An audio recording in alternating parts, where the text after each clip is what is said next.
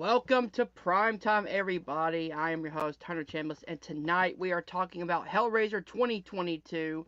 Um, yes, I am joined by my co-host, Chad and Kerri. How's it going, guys? Feel good. Going well, thanks. Yes, I recently watched this like maybe a few days ago. Let's get our first non-spoiler thoughts on this adaptation of Hellraiser, and then we can go into kind of spoilers, our favorite moments, our least favorite parts of the movies, things like that. All right. Cool. Cool. All right. Do you guys want to start first? Sure. Sure. Yeah. Okay. I thought this was a pretty solid horror movie. Um, I would say I know it's been pretty divisive among people. I think especially people who are really big fans of the 1980s Hellraiser. I think in particular, I've heard a lot of criticism about this one. Um, I'm not a particularly big fan of that version of Hellraiser. So I thought this was a great modern update to the franchise. Obviously, I think a lot better than a lot of the recent sequels that have come out. I think it had good gore, it had good acting. I enjoyed the plot for the most part. Yeah. Yeah. I'm coming to it at it from a similar perspective. I've never been that big on that franchise in general. So to hear that they were coming out with a new one, I'm like, oh, interesting, because I feel like that is a franchise that could just get a reboot and could do something interesting with it, like Carrie said, like a modern kind of from a modern lens. Because I've seen the first Hellraiser definitely, and I think I've seen the second one, but if so, I don't remember it. Uh, so I don't really come from it, yeah, from like a perspective where I've seen the movies or read the book. I haven't really done any of that. Except for the first one. But yeah, this movie was really interesting.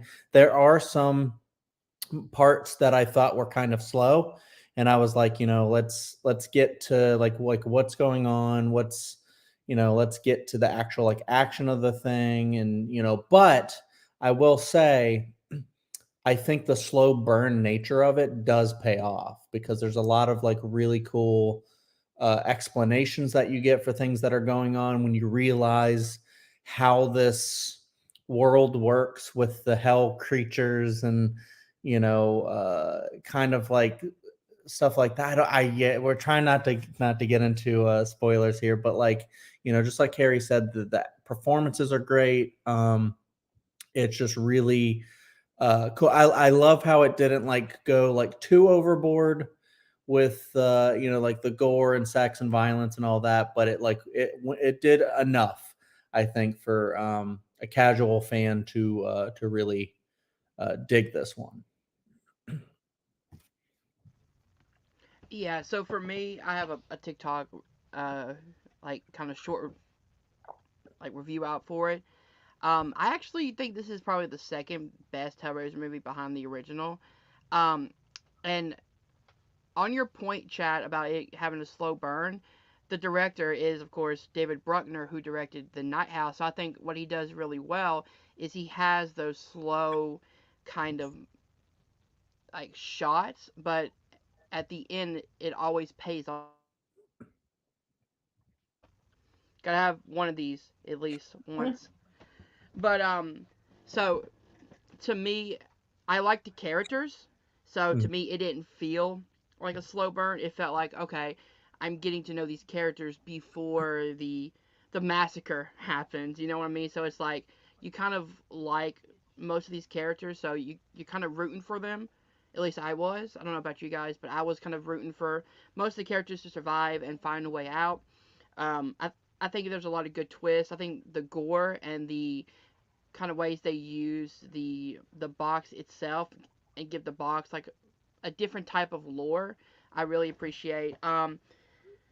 The only thing I will say is I wish we got more Pinhead, but if you look at back at the original, he didn't show up to the last 15 20 minutes of the movie anyway, so I kind of understand that. I just would like to see more of Pinhead, and I kind of wanted to see more of the death scenes. It feels like they were doing a lot of them like either like behind the scenes or like out of view of the camera or like it would the opening scene, not to spoil anything, but they kind of blur something out at the end that I really would have loved to see kind of a full uh what should I say, visual shot of that, and then you open up the film. But overall, I think this is a really, really, really solid film.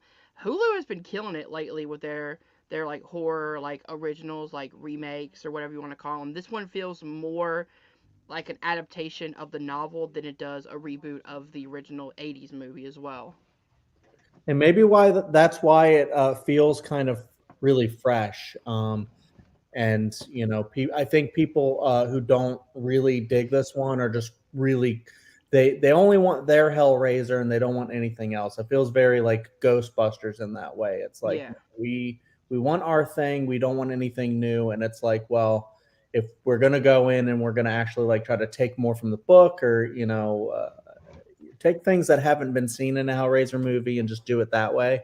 I think it's really interesting, though, and that's what you have to do. You might upset some people, but I think that's what you do in order to make a really good movie instead of just a shot for shot remake, as a lot of these horror remakes sometimes tend to be. Yeah. All right, so if you guys are ready, we are going into the spoiler talk. So if you guys have not seen it, go watch it on Hulu, then come back and join us. What do you guys want to start with this movie? Should we start from the top, or should we just kind of go out of order and just kind of talk about, just everything? Hmm. Well, I mean, I guess we could start just with the main character and like talk about her journey, I guess. Okay, yeah. So Riley is our main character. She is a recovering addict. I believe she was on pills, which they show in this movie. I love the way this movie opens because it's a visual like shot of like pain and then pleasure.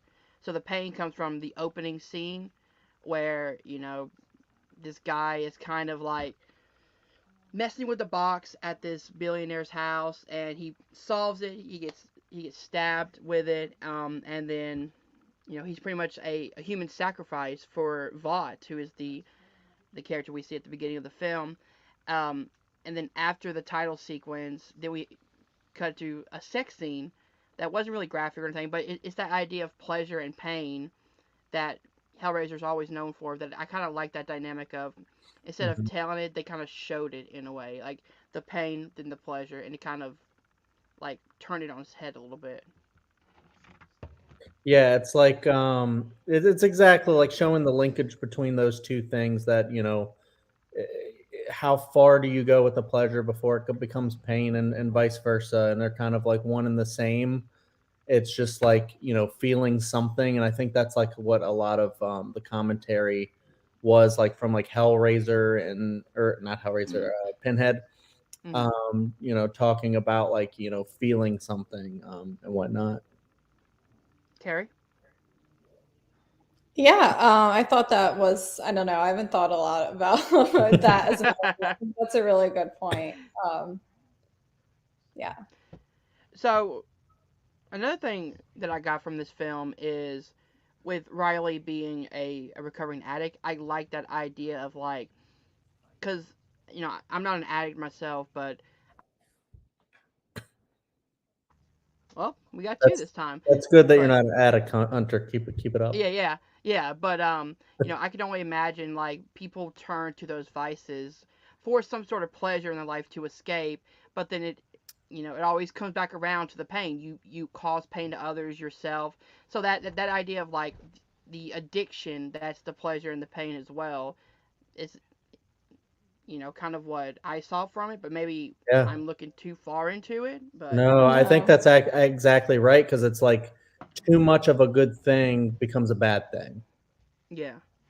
Yeah, and I don't know. I thought the whole movie as a metaphor for addiction and the things that can happen with addiction was like probably the strongest part of this Hmm. movie.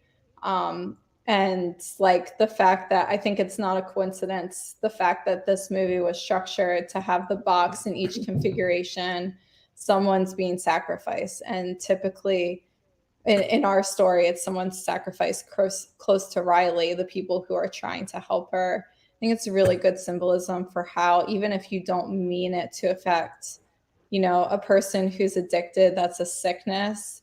And even Mm-hmm. though that person doesn't necessarily mean for it to affect the people in their lives, it obviously can. And it can bring about the death of relationships, but it also can bring about healing from that, can bring about the formation of the relationships, like the relationship she forms with Colin in the end. Um, Yeah. Hell yeah. Um. Yeah. Great. Interpretation of that. So I'm trying to think. So we kick off with Riley, and I like how there's comedy sprinkled in, but it tries to take itself seriously. But they have these kind of human, like, kind of comedy deflection eras where, like, you know, after Riley has sex with her, I'm guessing boyfriend. I'm gonna say boyfriend for right now. Um, she walks in, everyone's there eating dinner. She's like, "You heard us fucking, didn't you?" Yeah, Yeah. yeah, we all heard it. Yeah. Just kind of that okay, that awkward moment is out, and then we meet her brother. We meet Colin, which is her brother Matt's boyfriend, and then their roommate. I forgot the roommate's name, which is Nora. There we go. Yeah. So we have our main characters set out. Yeah, and I thought, like, I think a lot of the comedy that's in the movie, I honestly don't remember too much, and I think that's because it's like very subtle, and I think that's a really good thing. It's not like a horror comedy by any means, but it's like a straight horror movie that just has a little bit of levity here and there that helps it from not being completely like, you know, Dreadful. yeah. horrific, and yeah, bring some of Uh, that pleasure with the comedy. yeah, exactly. Um, so let me see. So the whole cruxus of how Riley gets the box, I think, is interesting. She's looking for a job. So she goes to her boyfriend Trevor, who says that there's a shipment that at this abandoned place where no one goes, but rich people use it because no one else is there. He knows the lock codes. They go in and they steal the box, which is funny. It's a box within a box within a box. So it's a bigger box, a smaller box, and a smaller box. But so that's how Riley gets her hands on the configuration box. I do like how in this one it seems like it almost has like a trance on people. Like people are so kind of fascinated by it, like kind of luring them to kind of solve it and just kind of see what it is. You know what I mean? Like it has that kind of like that kind of power of like, ooh, what is this? I want to try to solve it to see what might happen. Until it starts solving itself. Yeah, they're like, oh, yep, yep, nope, no, throwing it away. I'm done. And then, like, you see, because now that we're in spoiler talk, you see that, like, when it starts solving itself, and then she's trying to explain like, she's been seeing stuff, like, to her boyfriend or whatever, and Hmm. he's like, I don't want to touch that thing, and you're like, you barely even know what it is, and then you find out why he didn't want to touch it later. It all makes Yeah, sense. Yeah. Yeah. it all makes sense. But the other thing is that it kind of in the middle of the movie makes it seem like Riley is kind of crazy. Hmm. Yeah. Man, I'm Oh. so sick of this. But Oh, he paused for a second. yeah, my internet hates me. But it seems like because she took the pills beforehand that she was just seeing an hallucination. She wasn't sure what it was. It wasn't until the day after that she's still seeing it that you're like, okay, something's kind of up because the effects should have been over. And, as you said, the pills have never made her hallucinate like that before with these vivid dreams. So now you're like, okay, now we're setting up for this kind of supernatural element of it. Yeah, and the supernatural element's really cool when you start to see like the different kind of okay, what are they called? Cenobites. Yes. When the Yeah, different Cinnabites. Cenobites come out, and you get to see like all the interesting like configurations that they're in. Yes. That like the way they've been like gruesomely like uh what do you call it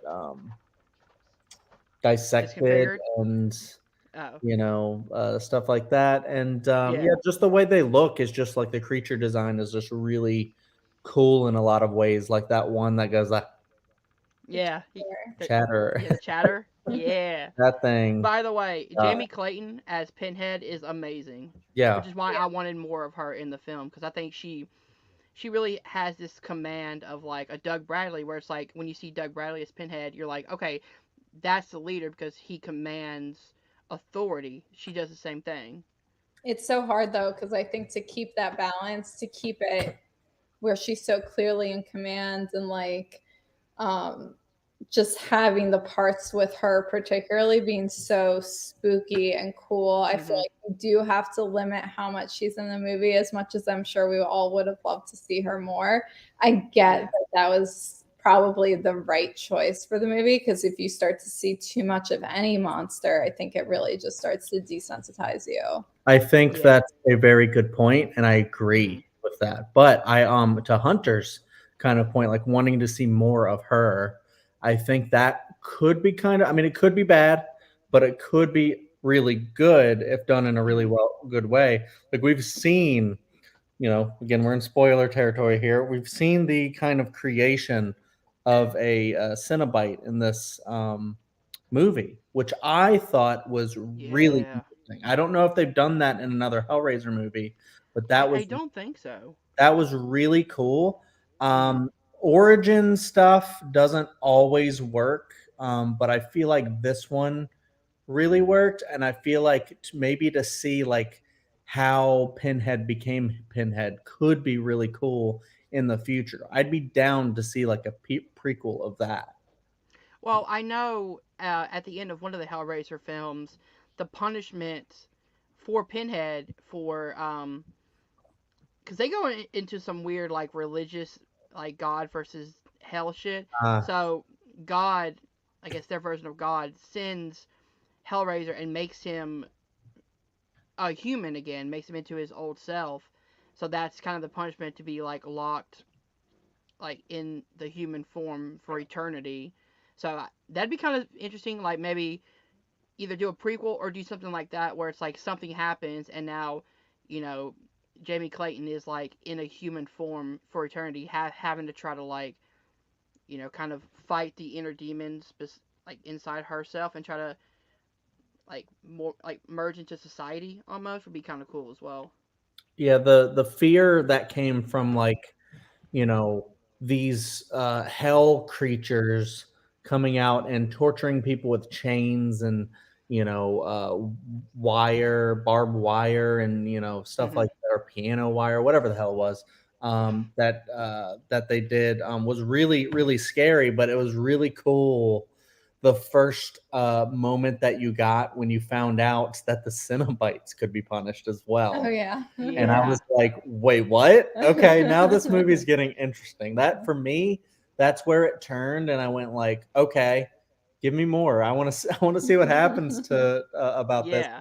because I wasn't really like into all of the rules and stuff for it, but just to see things like that. Okay, okay, so you need to get stabbed with that thing, and that's why somebody would avoid, and that's Hmm. trying. That's why she wasn't getting punished until she actually got stabbed Yeah. and like that. Yeah. So that lore, again, that you know, in the non-spoiler thoughts, the whole idea of Yep. I'm back, but like the whole idea of giving the box more of a lore that I don't think it has had before. Of like, okay, this movie revolves around you knowing the lore of this box, and it's like, okay, if you get stabbed with it, you're marked. I like that. I like the idea of it's kind of a curse. So it passes from one person to another as long as you get stabbed by the box. And then the Cenobites come, track your blood, and they kill you. I think that was really well done because when someone gets stabbed, even if it's our main character, you're like, I don't know if she's going to die. You know what I mean? It's like, okay, like, now I don't know what to think. I don't know which way they're going to go with this because it is a brand new lore surrounding the Hellraiser films. And it was really cool to see just like how strict the rules were. Like there was no Mm-hmm. bargaining your way out of anything. Like when that one Cenobite was like torturing the dude with the wire, and then she's Mm-hmm. like, "Let him go," and she's like, "It's done. There's like nothing that can be done. Like this is just what happens now." And so I'm just like, "Oh shit, that's scary." Just to know that like there's such strict rules that there's no getting Mm-hmm. around. And even for the Cenobites, they can also have to Yeah. yield to the rules. Like, who made these rules? Which is funny because when you find out that like you can mark other Cenobites, I love that feature by the way, where it's like you can stab a Cenobite and like the priest is like forced to kill the other Cenobite because he's marked now. You're just like that's amazing because now you Yeah, can like pinpoint. Okay, I want to kill this one, this one, this one, and they have to kill each other, which got yeah. me wondering if you stab the priest, would the priest have to kill himself? Probably. I want to see that in a Yeah. sequel, maybe like something like that. Maybe like maybe like that's what happens at the beginning of this whole prequel thing is by the priest you're talking about Pinhead, Pinhead, right? yes. Yeah. So if Pinhead gets stabbed at the beginning of a movie and then it like flashes back to how Pinhead became Pinhead, and then you get to see like the rules and stuff like that, and then at the end you get to find out whether or not that actually happens. I think that could Mm-hmm. be a uh, a way to do a sequel that would be kind of interesting. I don't know if it would be good. I'm not like a script writer at the moment, but that could be an interesting concept. I think. Yeah. So let's see. I I have guess let's one cut to thing. the. Oh, go ahead. I was just gonna say I have one thing I can bring up. I love the cinematography and just like how everything looked with the kills, like the Mm-hmm. chains coming in, grabbing, hooking on, and then like pulling up. Like I don't know what all was CGI, what all was practical, but like the way they did like the chains grabbing the flat, like the tendons and stuff, and when that guy Mm-hmm. got the thing took taken out of him and he was healing, that all looked so gross and cool. I think And most of it was practical with a little bit of CGI mixed in. you have to do CGI with like tendons and stuff like Yeah. that, but it all looks so kind of seamless for me. And the other thing that I love too was the inventive ways that they had to show hell being there all the time, like the ground opening up to suck in the Mm-hmm. van, and then the back of the van opening into the That's one of my favorite shots in the whole black movie. void. That was so cool. I was like, what? Yeah, what's cool is like Riley sees it in the mirror, and then we see it as well. So it's like it's kind of like a point of view from a Yeah. point of view shot. So it's like from the side mirror, and then you see what she's looking at is this long like brick hallway of like dark blue. So it's the dark blue and the red from the lights. Really Mhm. really cool like shots they have in this film. Yeah, I love like at the end when everything was like bathed in red. It wasn't blood; it was just like really cool, like red lighting, and Hmm. nothing felt like just so dark you can't see anything. Like some movies are like that these days, and the color schemes and stuff like that was really cool and Kerri, lighting. Wow. any thoughts on this? Yeah, I think the filmmaking was incredible, and I wouldn't expect anything less from David Bruckner because we saw what he did with the Night House, and that had some really Yeah, cool filming techniques as well. yeah. For like the visions of like the Yeah. faces and stuff like that. No spoilers for the Night House here. No, no. So let's get to the end of the film where we have the big twist of Trevor is actually working with Mr. Vought. Oh, there we go. I guess he's paying him a shit ton of money uh, to do that. So the whole idea is that he lures Riley and the crew to grab the box, and then in order to get the was it 5 or 6 victims needed to get a favor or an offer to the gods from claiming the 6 victims of the box. I love the ending where it's like, Colin gets cut, or gets stabbed, and then you realize, and you think that he's gonna die, and then Riley's like, "No, it's my choice," which is what the priest said to her, is that you have to be the one that picks, the 6 victims. So she turns to Trevor and she's like, "Yeah, you're dead meat, bro." Stabs him. It's so good, man.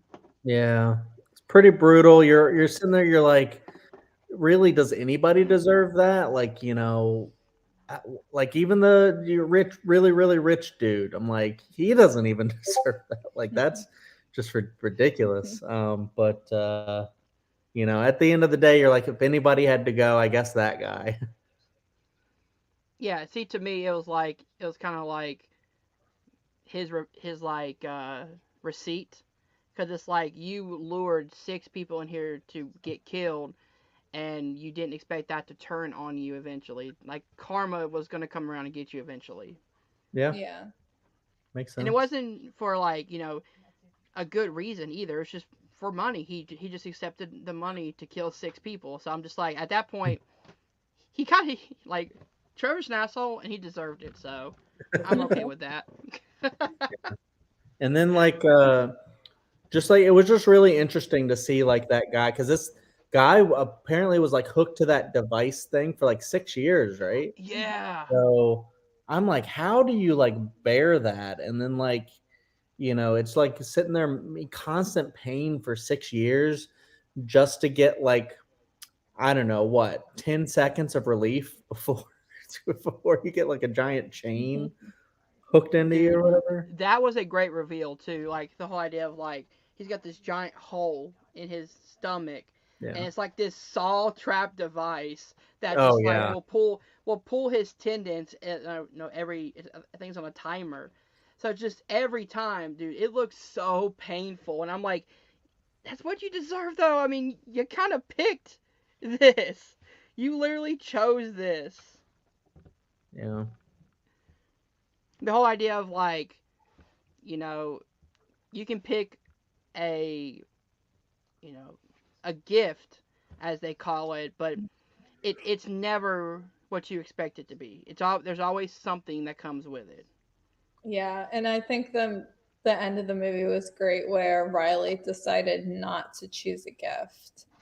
Mm. 'Cause she knew it was all ultimately going to be a trick. Even if she chose resurrection, she knew that it probably wouldn't turn out the way she wanted it to turn out.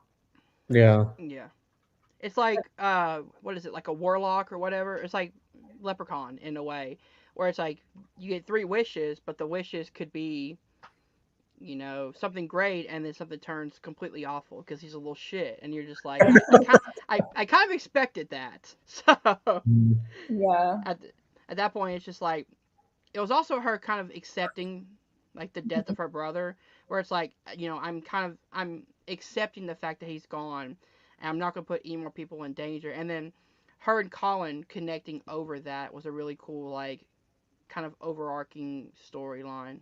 Yeah, and how Pinhead says, like, well, you didn't choose, like, since you didn't choose, what you chose was the lament configuration, and you're Yeah, always life. going to regret. And you get this sense that kind of Riley is okay with, that regret's going to suck, but she's okay with living with it as long as no one else is going to be hurt. Hmm. Yeah, so like the choosing of like life, as she said, Mhm. is like, you choose to live, and you choose for other people to live, but it's always going to be that in the back of your head, like, what if, that Right. regret of like, I could have brought him back. But I think that Riley is such a unique character because she knew immediately what she was going to do. It wasn't like she had to think about it or whatever. She was like, I'm not choosing a gift because I've seen what your gifts do to other people. And you could, bring back my brother, but he could be something else. He could be a zombie, for all I know, or he could, live 15 minutes and then die again. You know what I mean? It's something that it's always in the back of her head, but never like that timeline that she was like, that Really? She always has this clarity in herself for choosing for her and other people to live. Yeah. Let's see. And then I believe, what is it? Um, what's his name? Vought chooses what power? I believe is what he chooses, Yeah. Mm. and that's what Chad was talking about is that he pretty much gets turned into a Cenobite, which was looked so painful and so like the effects were amazing. That one, it's like he's being ascended up to like what's supposed to be heaven, but I guess it's not because it's supposed to be hell.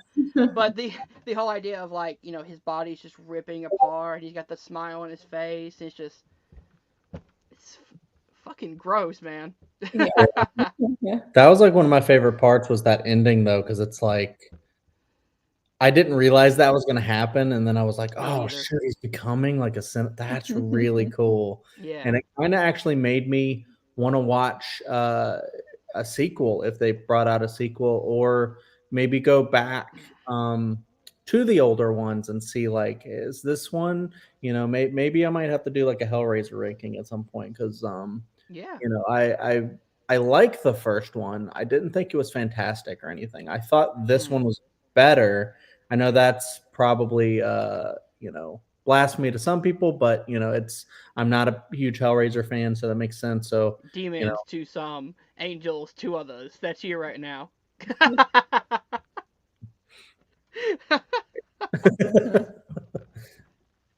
One more thing before we head out. I do like that they casted Jamie Clayton, who is trans, in a role that is kind of gender fluid. Because in the book, Pinhead or the priest doesn't have any sexuality, so it's just they are a being.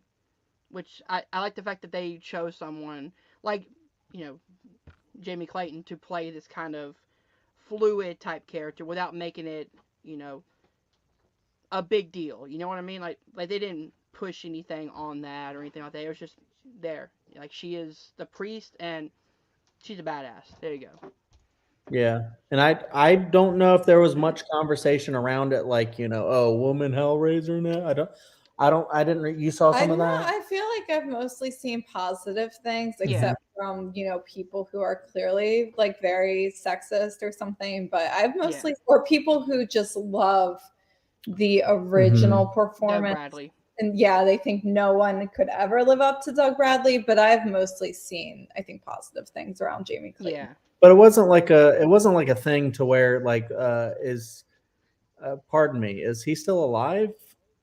Doug Bradley? I believe so. I mean, he might just be like really old, and I I don't, mean, don't this think it is, was. like 35 years from the So I original. don't think it was a thing to where they purposefully just said you're not doing it, and we're doing so. So it's like really cool to see like a new thing. I think. Yeah.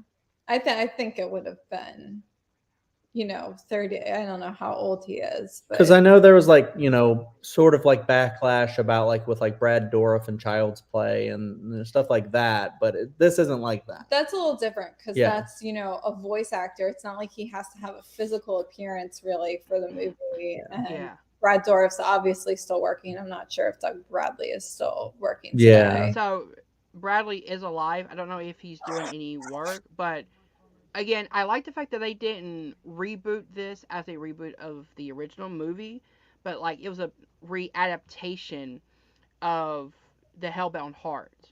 Yeah. Because when Clive Barker directed the original, it was in the late 80s. He had to make some necessary changes that he had from his book. And I feel like in 2022, you could do a lot more from the novel that you couldn't do back then. Like, so a good example is the 2017 It movie. It's not a remake or a reboot of the Tim Curry one, but it's more of a reimagining or readaptation of Stephen King's novel. And they could do that because they broke it up into two parts. You can do longer movies now.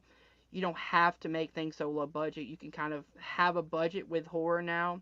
So they kind of took that idea and was like, okay, now we have a bigger budget, so let's kind of see what love we can give to this kind of franchise. Yeah. Yeah, excellent choice to bring this back. I feel like it's been, a long time since we've gotten something like this. It's Mhm. we're gonna get so many like reboots, remakes, what requels, Yeah, stuff requels. stuff like that. So it's like, I feel like yeah, this was a franchise that was primed to get one. I'm so glad we got a really good, competent director who has a vision to helm this, Hmm. making some bold choices with the casting, bringing in some really cool themes, and yeah, just making it look really awesome and actually giving us a good story, which I really enjoyed, and I didn't know if I would. So I was happy Yeah. to watch this. I'm glad we were able to talk about it. Oh yeah, and what's cool is the screenplay. They so when they first wrote it, it was screenplay by Ben Collins and Luke Petrowski, but it was also a screen story they co-wrote with David S. Goyer, who wrote the screenplay and wrote like Batman vs Superman. He also wrote Blade, which Right. I like the idea of like Blade, like the whole vampire like undead thing, and then he comes back and does something like this with Hellraiser. I kind of like that. He I mean, knows and at loves least horror. I'm sorry. I was just gonna say at least he didn't direct it because he directed like Blade Trinity or whatever. Yeah, yeah, that movie was not good. Yeah, I think Okay, honestly, as a writer, he can be a little pretty hit or miss. Yeah. But this one, I think it turned out pretty well. Yeah, yeah. I really like mhm. the story and the writing in this. All right, guys. So kind of a shorter episode, but Chad and Kerri have something else to do. So guys, let's close this out with where can people find you online? So here, welcome to Primetime. Chad and I are also doing in September and October. We have been doing 61 days of horror to celebrate the spooky season. If you want to see what we're watching, I have a list on my letterbox at English Slayfest. I also have a list on mine. Ours is a little bit different, mostly the same. We watched all the same stuff. Chad just counted one movie from August 31st that I didn't Yeah, count. it's a great movie, Deep Red. Anyways, I also wanted to throw out just a couple things real quick. We are also watching The Midnight Club, which just dropped from Mike Flanagan. Hunter Carey and I did a full review of Midnight Mass, another midnight show he did, and it's that one is like one of the greatest shows I've ever seen. So I was so hyped for this, we just like started watching it immediately, and we're pretty hooked.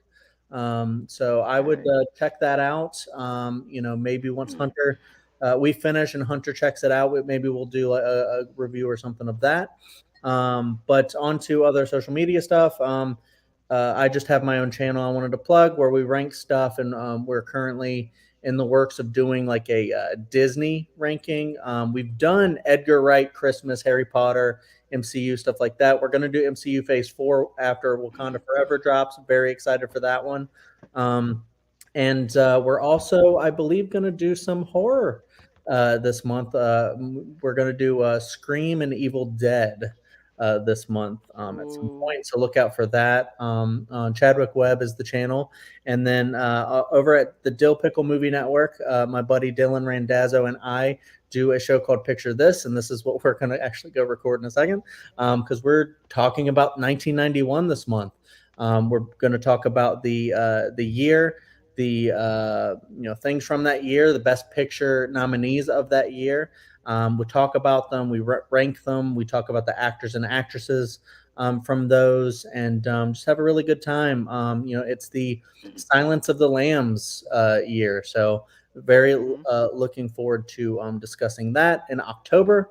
And yeah, this was fun. Check out Hellraiser 2022, and let us know, I guess, in the comments if you liked it. And yeah, thanks We're everybody. gonna This was get fun. so much hate comments being like, "How dare you like this movie?" I can't wait for it. Uh, so guys, if you did enjoy this, hit the like button, subscribe to Nerd Entertainment Network down below. I also just started a TikTok, which is Nerd Entertainment 98. I have a review for 2022's Hellraiser and 1978's Halloween. I also got some fun stuff on there. I also will be doing one horror movie a day in October. I'll be doing a it came from Shudder, which is I'll be going through Shudder, watching an old movie, and then giving you my thoughts on it. So hopefully that will entice you guys to go through and watch some older movies or movies you've probably never even heard of. So guys, hit that like button, subscribe, nerd, if you know right down below. Thank you guys for watching. See you guys soon. Peace.